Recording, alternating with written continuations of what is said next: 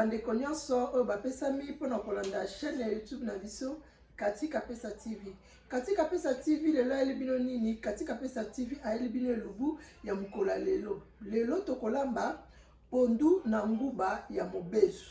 Mpona kolamba pondu na biso mukola lelo ya nguba ya mobesu, tokozala na besoin ya pondu. Voilà, pondu na biso eza déjà wana.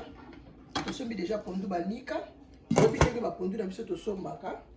Et tokozala na besoin ya mbisa okauka.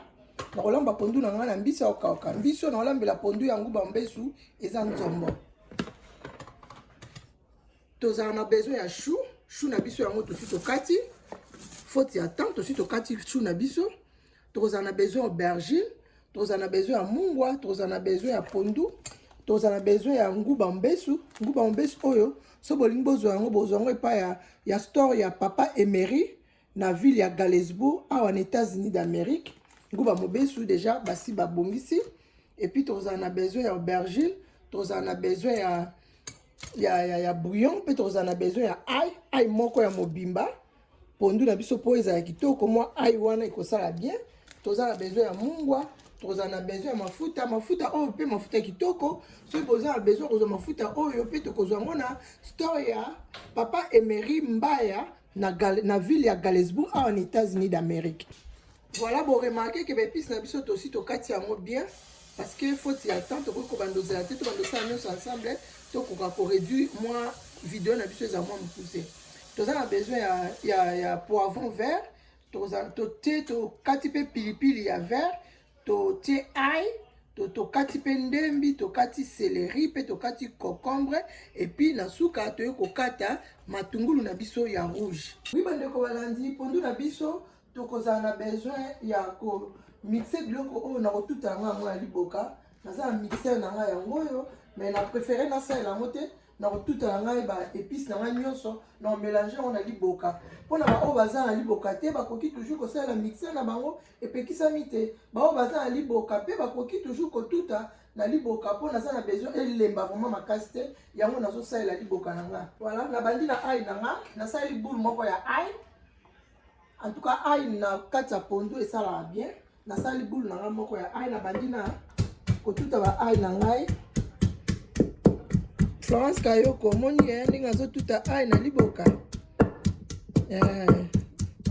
Voilà, ail na nga yango na tuti yango c'est bon.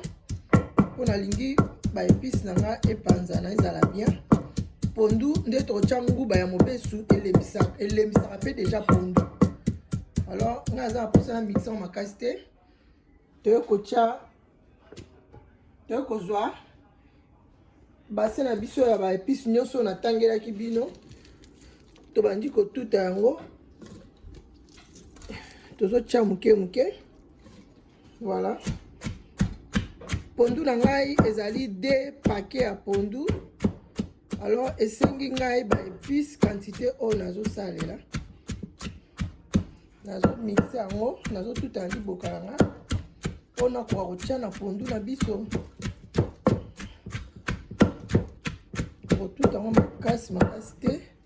Cameraman nazo zwa banini na nga malembe. Jusqu'à ce que voilà, toza matungulu rouge nde napesa toujours conseil. Matungulu oyo chef Kati kapesa alinga salela keza matungulu rouge. Pona mama oza liboka talo babiso na liboka te toza na poto. Toza na mixer oyo to mixa ba biloko na biso pona ekoka ko mixer bien po lambela. Ngai na préféré na sala na liboka. Yo pe oyo za liboka te okoki ko mixer na blender na yo, soit na mixer na yo ndenge kaka ndenge olingela. Ngai alingi na nga na sala musala mouvement oyo nazo sala to kana sepela na nga na sala bongo. Voilà. Pondu na biso oyo ba mama bolanda ka ndenge nazolanda nazo expliquer étape par étape. Ndenge nazo expliquer étape par étape. Voilà.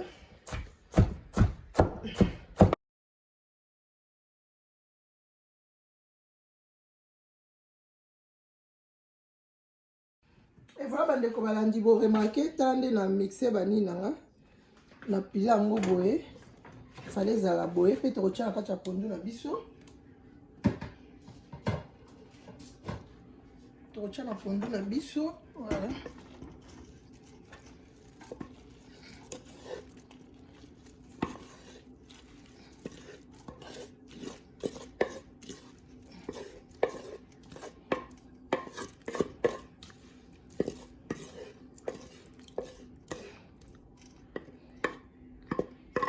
Voilà, na suka toroneka to tout à ce que chou na biso. Voilà. Tout à ce que chou na biso.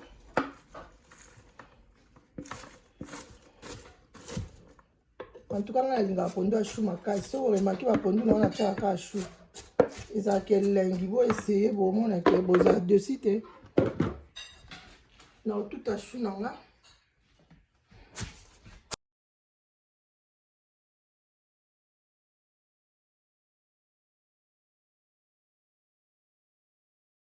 Oui, bandeko balandi, bon remarquez que dans les bokato on a besoin de maïté.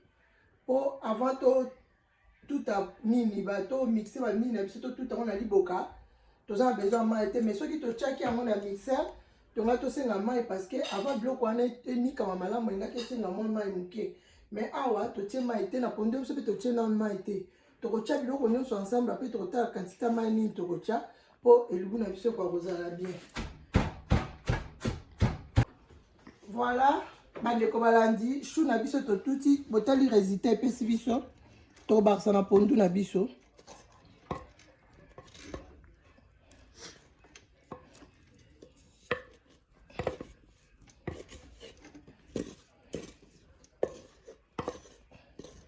Voilà bandeko balandi, to leka siko na kotia mai na pondu na biso.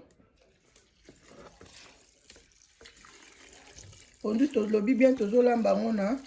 Nguba ya mobesu toza na besoin ya mwa mai po pondu na biso tanto tia nguba ezala te ki ekangami makasi supu eza te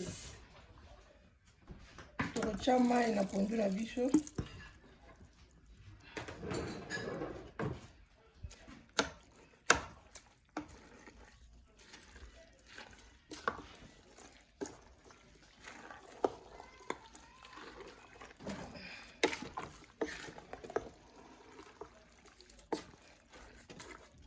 ntango eza na mobesu boye esengeli koyeba quantité ya mai eza ndenge nini mpo pondu na biso ezala te ke oyo baepiso mosusu eza mwa minene ekolemba nango ntango pondu na biso ekobela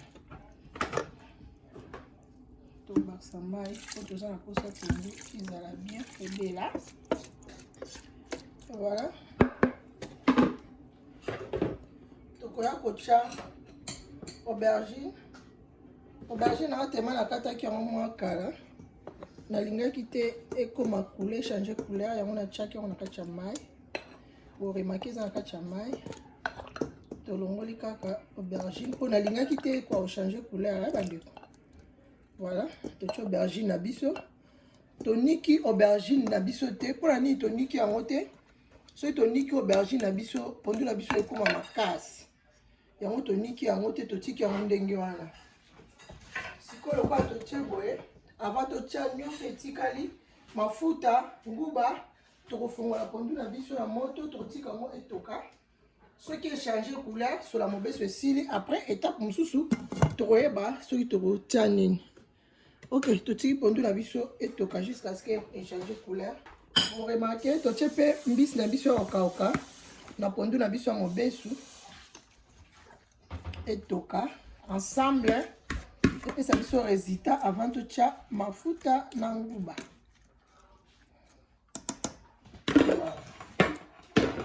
totiki yango etoka voilà oui bandeko balandi totala pondu na biso étape ekomi wow pondu na biso mai nyonso ekiti mai etikali moke tokosilisa mai wana te avant tokobakisa oyo toza yango besoin tokobakisa nguba ya biso ya mobesu donc pondu na biso eza esiliso ya mobesu eza susu mobesu te pondu na biso ebeli mais quand tu tiens nguba te to ko longo yango bongo te parce que tozola mona nguba mobesu to tiens nguba na biso ya mobesu siko likolo. Voilà, to tiens nguba na biso ya mobesu eza nguba ya mobesu banika na lakisa bino nde ba ndenge na sombaki yango. Donc soki na store ya Emery Mbaya na Galesburg na États-Unis d'Amérique okuta na nguba oyo na lakisaki bino. Voilà, mpona bandeko mosusu bastore eza ebele nayebi te epai bokosombela yango, me ya ngai nasomba epai ya papa Emery Mbaya na Galesburg na États-Unis d'Amérique. Tant totie nguba na biso boye totia siko mafuta ya biso. Toujours naza fan na mafuta oyo mafuta moko kitoko ata bomoi ndenge kiti boye eza malili ya hiver, mais mafuta yango ezalaka kitoko ekangamaka te. So ekangami boye eza kaka malili ya ndako nde toza na hiver yango ekangami. Pondu oyo ekosenga mafuta po esengaka vraiment mafuta yango ekoka. Pondu ya nguba esengaka mafuta ekoka. Totie mibale lutu nanga bomoni ke eza libulu ekota totie 2 lutu. Après tokotala résultat nini ekopesa biso na suka. Voilà, ebeli nanu te me ndenge ekomi coloré. Voilà, tsunga tina 20e ri. Ah oui, na ba épices na salelaki ka ndenge na bandaki kolakisa bino ndenge na tutaki ba épices na nga ndenge na tiaki ba biloko nyonso na tiaki bomonaki yango natangelaki bino yango. Après tokofinika pondu na biso etoka mafuta mobesu wana esila mobesu nguba na biso pe ebela avant toya kotia bouillon na biso na suka. Voilà, avant totia mungwa tant tokotia bouillon il faut to make sure to s'assurer vraiment que mungwa na biso ekoki. Soki totie bouillon ke mungwa ezozalaka bongo bongo po ezala goût ya kitoko tokobakisa mwa mungwa po ezala goût nango vraiment eyoka na saveur nango na bilengi nyonso ekwa koyoka na bien. Mpona précision mpona nguba wana esengeli kobela boyebi nguba mobesu soki obelisi yango malamu te, soki moto alie ekoya kolekisa ye libumu ekosala malamu te. Nguba na biso tokuti obakisa wana bandeko balandi esengeli kobela kitoko mpe mafuta na biso mobesu solo nyonso esengeli kobela po biloko na biso ntango topresente yango ezala vraiment endimama. Soki totokisi yango malamu te tozwi mwa minute moke 5 minutes 10 minutes okomona ke nguba ekozala mobesu ekozala sola mobesu. Alors biloko nde nalobaka mpona kolamba elubu na yo po ekoka kozala vraiment endimama esengaka temps esengaka mpe ya préparation mpenza ya solo. Alors nde natokisaki pondu na ngai elembai kitoko eza lisusu mobesu te ebelaki vraiment, mais sika wana tie babiloko na tie likolo wana ezosenga vraiment en tout cas ba 20 minutes po ebela. Oui bandeko balandi boremarke ke tant totiaki ba aubergine na biso topasolaki yango te tobongisi yango te tofini yango te totiki ndenge ezotoka boye na kosangisa yango te de peur ke nguba na nga ezika na se naza na besoin biloko na nga ezasoka kozika te na kotika yango bongo soki ebeli par après ntango na kobalola yango nde na kotala bisika nini oyo babiloko na biso totiaki elembi bien te tokofina yango mpo esangana ekoma vraiment kitoko yango nyonso esanga elubu na biso emonana na miso na bino mpe bino mpe lokola ngai tosepela elongo na elubu na biso. Tokozongela pondu na biso totala po tobalola yango mpe tosangisa baepice oyo totiaki ya mibimba wana ekoka ekosangana. Wow, voilà, tozosangisa yango bomoni nde naosangisa yango natiaki lutu te bomoni na se ndenge ezobima bomoni do natiaki lutu te esengi kotia lutu mpona kosangisa biloko na biso. Voilà, so bandeko balandi tozosangisa yango esangana. Boremarke ke même babiloko nyonso totiaki boaubergine tellement toki kitoko ebeli. Et voilà, l'aubergine na biso eza presque repanzana. eza kopanzana epanzani esangani bao epanzani bien te na opanza na lutu eza mingi aubergine mais ba épice onga na tiaki ya mwa mibimba wana ona tutaki na liboka na biso bo remarquer que ezomonana te parce que pondu eza ya nguba soki pe olembisa ngo makasi ekoya kobebisa biloko ya kokoma potopoto makasi malamu mingi te. Voilà na biloko oyo ndenge ezotoka boye totie mungwa te totie na bouillon te sikoyo tokomi na moment kotia bouillon tobakisa biloko na biso bouillon bomoni quantité ya biloko na biso totie 2 cuillères ya soupe ya bouillon. Avant tobakisa mungwa il faut to s'assurer vraiment que biloko na biso eza na mungwa te mais soki kande na tie bosoki mungwa nango ekoki na kotika bomoni lokola natiaki na nzombo nanga na ebandeli nzombo nanga mpe elembi teme ezala mosuni ya mwa makasi esangani na pondu nguba wana elembisi yango donc elubu na biso yango ekomi kitoko me tokotika yango mpe etoka lisusu totika yango 7 minutes après 7 minutes nde tokokitisa yango donc na ndenge tobala boye musuni ya nzombo ebeli nguba ebeli pe mafuta ebeli toza na inquiétude moko songolo teke tosali te vraiment pondu na biso déjà eza prêt mpona kolia na kotala yango kaka boye bino moko miso na bino témoin bomoni epesi biso soupe lokola ya mosaka ya mbila bino moko bozomona soupe nango ebimi sauce jaune lokola mosaka ya mbila tokotika yango ebela lisusu totala mwa mafuta yango emata likolo ndenge elakisaka biso biloko ebeli tokotika yango ebela lisusu etoka lisusu avant totia mungwa na biso na nde natie bouillon nanga boye mpo bouillon ezala deya na mwa mungwa nalingi te eleka boremarke ke pondu na biso totia yango supu eza kokangama te ezangi mpe mai te etikali na mwa supu lokola eza ya nguba tolingi te ke ezala na supu te mpo soki tokitisi yango bongo ekokangama nguba wana ekokanga pondu yango esengi ezala na mwa supu bino omoni sauce supu yango oyo supu oyo ekoyede biso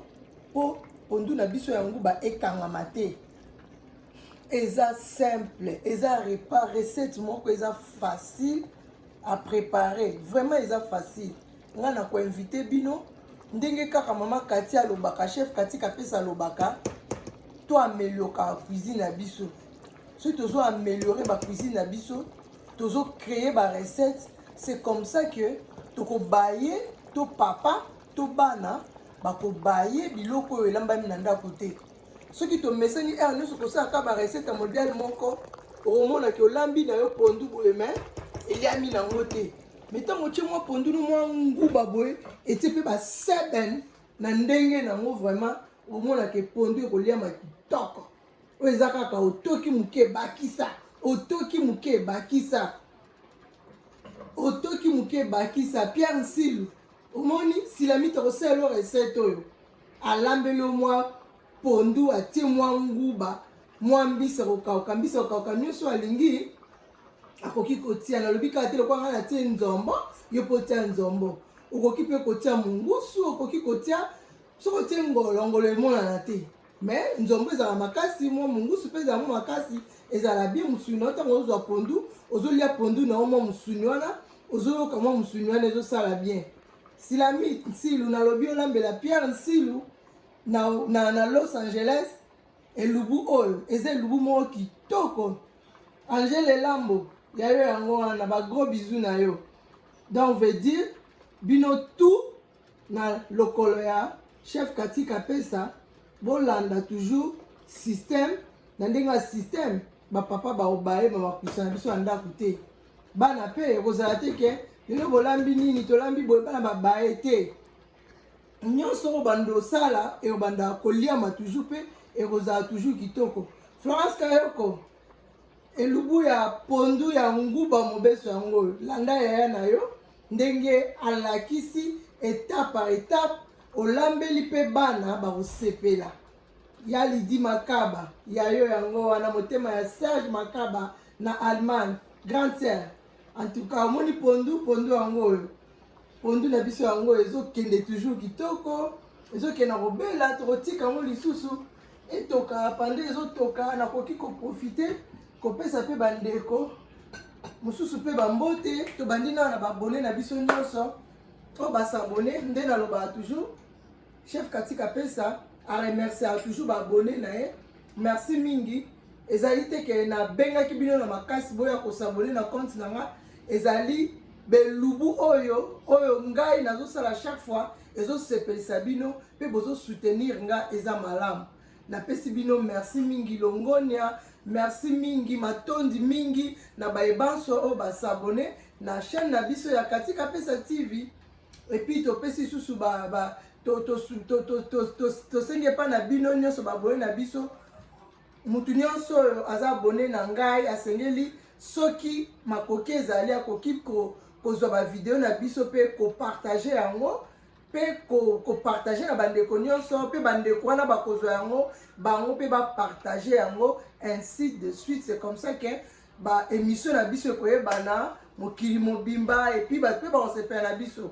Vraiment chef Katika Pesa ndenge nalobaka toujours chef Katika Pesa azali restaurant azali service traiteur et voilà wana ezali domaine na ngai eloko oyo ezali domaine ya mutu même mutu moko aye mpona koya kodétruire yango esimbaka te parce que nazali vraiment du domaine nga masolo ya kolia makusa vraiment eza domaine na nga même na bomwana ata nazalaki kokola na bande kolinga makambo kolamba trop makambo ya kolia tellement bakopimela nga fufu te so baluki kaka mutu olamba nga mbango na oboya te mbala moko nayebi ke na kodame donc famille na nga bayebi libota na nga bayebi donc masolo olamba eza masolo moko donc ebandaka toujours na bomwana mais mingi na bancouragement ya Eliane Nitu oya service traiteur mama Eliane merci mingi toujours na système na lokolo na yo donc naza toujours na nsima na yo makoso na kusa na biso ekendaka toujours liboso longoni ya mama. Merci mingi tozala basani tozala bachefandise tozala balutu ya kitoko bacuillère bafourchette bambeli soko olingi fete na yo endima mafete na yo lisolo ebetama service traité na kati États-Unis d'Amérique eza moko chef Katika Pesa tozala bamateriel nyonso équipement tout ezali baniforme tout ezali donc bino bobenga kaka service traité Katika Pesa bo se retrouver mon chéri Sommet Kapesa ba gros bisous na yo oyo asala ke Katika Pesa pe amona na pe la miso ya bato chéri nanga moko ona lingaka pe na kolingaka yo kaka yo yebi les grands sapeurs internationaux Sommet Kapesa donc ba gros bisous na yo to remercier bino batutu bo s'abonner ba s'abonner te bo s'abonner tozo zela bino bo s'abonner donc veut dire match eza bien et le bon abisso ils ont continué kotoka et puis tu profiter le surtout ça Rams Liga au motema Laetitia Liga ba gros bisous na yo les États-Unis d'Amérique oui bande ko balandi to tas ko le bon abisso to e ba soki mungwa e koki na nini to tiaki na bouillon to tiaki soki koki te to yeba ba sa mungwa ko moni le bon abisso e beli e biso ga mafuta likolo na omeka mungwa tozala besoin mungwa tobakisa mwa mungwa moke voilà biloko na biso eza ebele quantité ya mungwa esengi yango wana